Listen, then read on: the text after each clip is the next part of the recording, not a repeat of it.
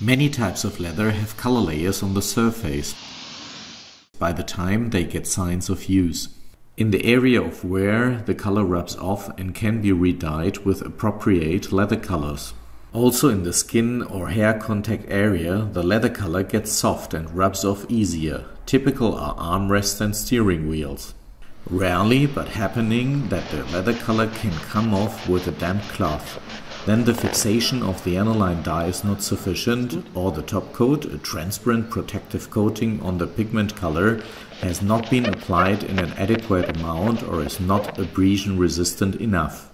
Sometimes the color film peels off, but this is not a normal aging damage.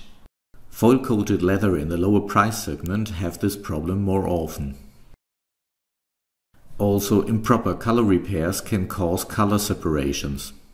But not every color separation is serious. Sometimes only a preliminary damage makes it possible to grab the color film. In such cases, you should stop. The color adhesion is perhaps sufficient and you only increase the damage unnecessary.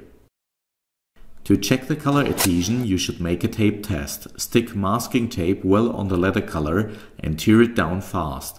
When the color layer sticks to the masking tape, the adhesion is not sufficient. Does the color stay on the leather? The color adhesion is fine. This test is not scientifically, but a good indicator. The test is also helpful to check before a color repair if the surface is sufficiently fat-free and free of other separating coatings. For this purpose, glue and remove the masking tape on the surface. When the masking tape slides from leather, it's not prepared for a coloration.